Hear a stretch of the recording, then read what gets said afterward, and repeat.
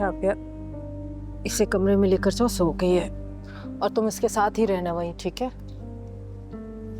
यकीनन इसमें स्कूल इंतजामिया की गफलत शामिल है। यास्मीन, मैं उनके खिलाफ कानूनी कार्रवाई करूंगा। खुदा करे पहले बच्चियां घर तो आ जाएं। समझ में नहीं आ रहा, अल्लाह खैर करे। मामा, कहाँ है बच्ची? बच्चा कहाँ है? ठीक तो है वो? मेरी बेटियों को मुझे टॉर्चर करने के लिए ले गया मामा। अंकल बासित भाई मिनाल और मिशाल को स्कूल से ले गए हैं। ये कितनी गैर इखलाकी हरकत है।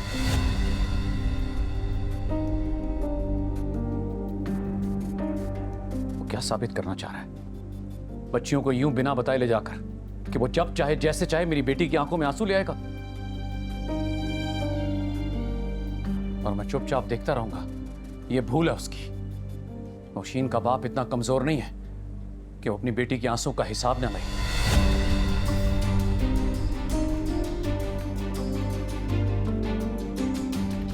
मैं अभी इसको फोन करता हूं।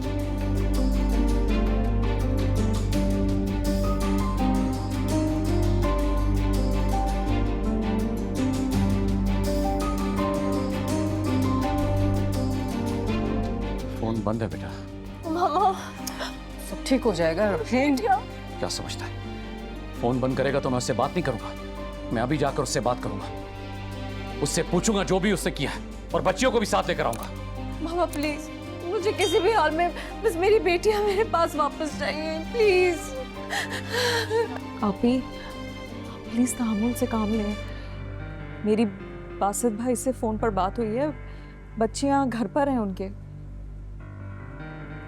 बेशक तरीकेकार बिल्कुल गलत है उनका, लेकिन बाप की हैसियत से हक बनता है उनका बच्चियों पर। आप, मुझे ऐसा लगता है कि हमें जज्बात से काम नहीं लेना चाहिए इस वक्त में।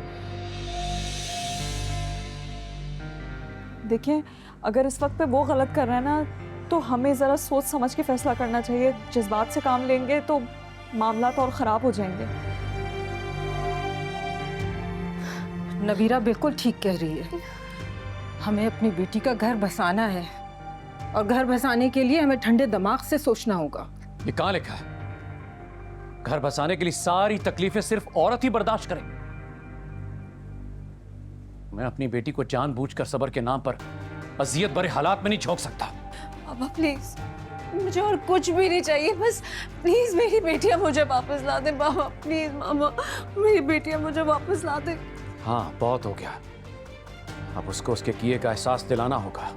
पहले अपनी बीवी और बेटियों को घर से निकाल दिया और अब बिना बताए बच्चियों को स्कूल से घर ले गया। ये करना क्या चाह रहा है?